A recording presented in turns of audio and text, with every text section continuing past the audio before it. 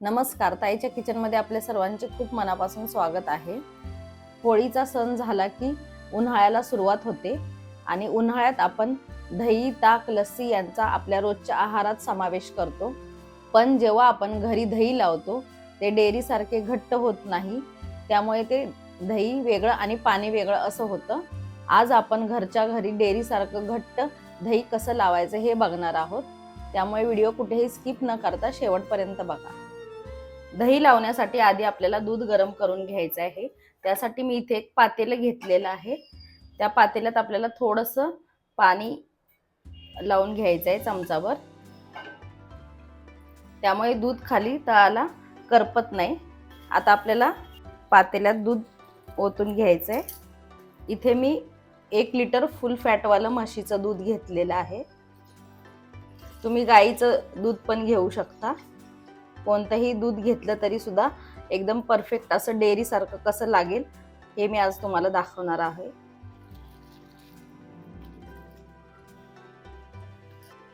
आता आपण गॅस चालू करून या दुधाला एक उकळी आणून घेऊयात। दुधाला चांगली अशी उकळी आली की लगेच गॅस कमी करायचा आहे आणि वर जी साई जमा झाली ती दुधात मिक्स करून घ्यायची आणि मंद गॅसवर आपल्याला 5 ते 10 मिनिटं दूध थोडंसं आटवून घ्यायचं आहे। आपण किती पण जरी डेअरीतलं म्हशीचं दूध आणलं तरी थोडंफार त्यात पाणी मिक्स केलेलं असतं आणि आपण पण टोपात थोडंसं आधी पाणी घातलं होतं, म्हणजे दुधामुळे जळू नये पातेलं, त्यामुळे। आणि तेच पाण्याचा अंश कमी करण्यासाठी आपल्याला थोडंसं 5 ते 10 मिनिटं मंद गॅसवर दूध आटवून घ्यायचं आहे, जेणेकरून दूध घट्ट होईल आणि त्यामुळेच आपलं दही पण छान असं लागेल।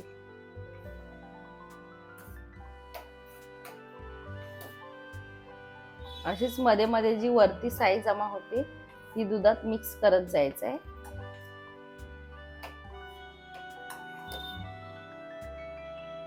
10 मिनिटं मंद गॅसवर मी हे दूध थोडंसं आटवून घेतलंय आणि मध्ये मध्ये सर्व त्याच्यातली साई अशी मिक्स करून घेतलेली आहे।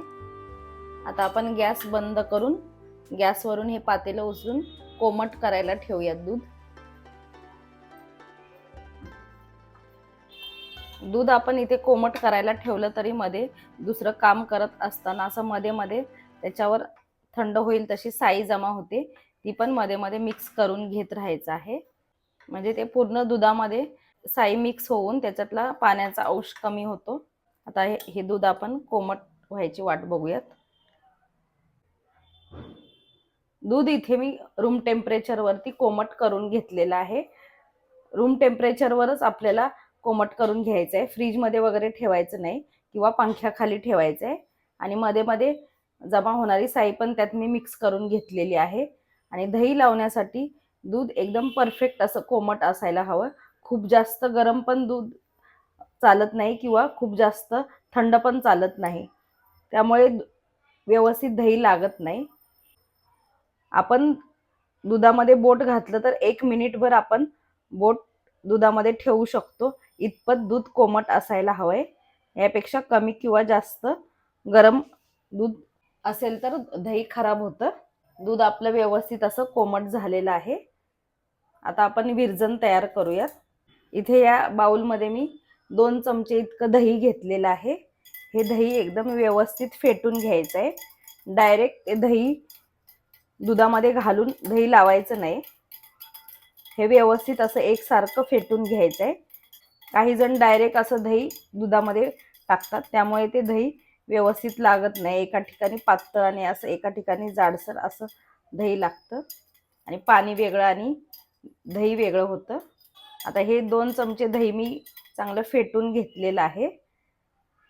यात थोडंसं दूध घालायचं आहे, जे आपण कोमट करून घेतलेलं आहे ते पाव कप इतकं, आणि त्या दह्याबरोबर व्यवस्थित मिक्स करून घ्यायचं।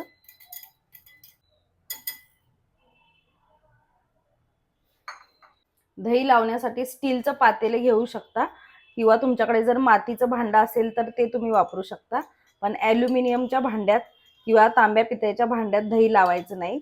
आंबट पदार्थांचं त्या भांड्यांसोबत रिॲक्शन होतं, त्यामुळे दही खराब होतं। हे जे आपण तयार केलेलं विरजण आहे ते टोपात घालायचं आहे आणि सर्व टोपाला असं एकसारखं लावून घ्यायचं.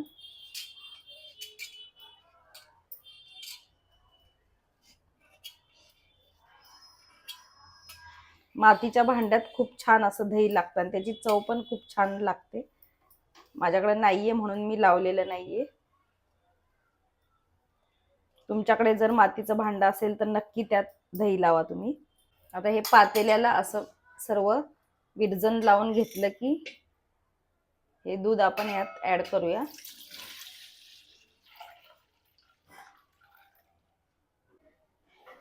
आणि हे राहिलेलं विरजण पण ह्यात घालायचंय.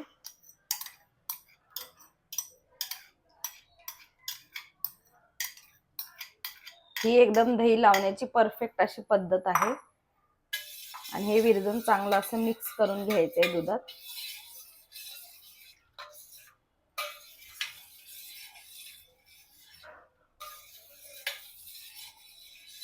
अशा प्रकारे हे विरजण सर्व दुधाला एकसारखं सगळीकडे लागतं. आणि झाकण ठेवून आपल्याला हे भांड 5 ते 6 तासासाठी उबदार ठिकाणी ठेवायचं आहे. उन्हाळ्यामध्ये दही 5 ते 6 तासात लागतं. पावसाळ्यात आणि हिवाळ्यात 10 ते 12 तास लागतात. आणि जर तुम्हाला 2 ते 3 तासात दही लावायचं असेल तर तुमच्याकडे जर ओव्हन असेल तर 5 ते 10 मिनिटं ओव्हन प्रीहीट करायचा आणि बंद करायचा आणि त्यात हे भांड 2 तासासाठी ठेवलं तर अगदी 2 ते 3 तासात पण दही लागेल. आता हे भांड आपण 5 ते 6 तास उबदार ठिकाणी ठेवणार आहोत आणि अजिबात झाकण उघडून बघायचं नाही. 5 ते 6 तासानंतर दही लागल्यावर मी सेट होण्यासाठी 1 ते 2 तास फ्रीजमध्ये ठेवलं होतं. इथे तुम्ही बघू शकता किती मस्त असं क्रीमी आणि मलईदार आपलं दही लागलेलं आहे. हे आपण दुसऱ्या भांड्यात काढून घेऊयात. तुम्हाला दाखवते मी. खरवसासारख्या वड्या पडतात अशा प्रकारे आपलं डेअरी सारखं एकदम घट्टसर दही तयार झालेलं आहे.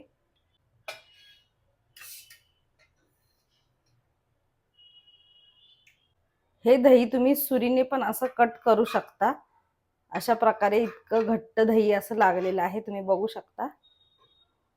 दही जेव्हा आपण लावतो तेव्हा जेवढं दही आपल्याला खायचं आहे तेवढंच दही बाहेर ठेवायचं आणि बाकीचं दही तुम्ही फ्रीजमध्ये ठेवा. नाहीतर जर तुम्ही दही बाहेर ठेवलं तर ते दही आंबट होतं. दही तुम्हाला मी थोडंसं खाऊन दाखवते. अजिबात आंबट असं दही लागलेलं नाहीये. खूप छान असं व्यवस्थित दही लागलेलं आहे. तुम्ही पण मी सांगितलेल्या टिप्स वापरून अशा प्रकारे दही लावलं तर एकदम परफेक्ट असं डेअरी सारखं दही घरच्या घरी तुम्ही बनवू शकता. आणि ह्या दह्यापासून तुम्ही लस्सी, ताक, श्रीखंड सुद्धा बनवू शकता. तुम्हाला ही माझी दही लावण्याची पद्धत आवडली असेल तर कमेंट करून सांगा आणि व्हिडिओ आवडली असेल तर लाईक करा. जास्तीत जास्त मित्रमंडळी आणि नातेवाईकांना शेअर करा. चॅनलवर नवीन असाल तर अशा छान छान रेसिपींसाठी चॅनलला सबस्क्राईब करा आणि आपल्या व्हिडिओला जास्तीत जास्त हाईप करा.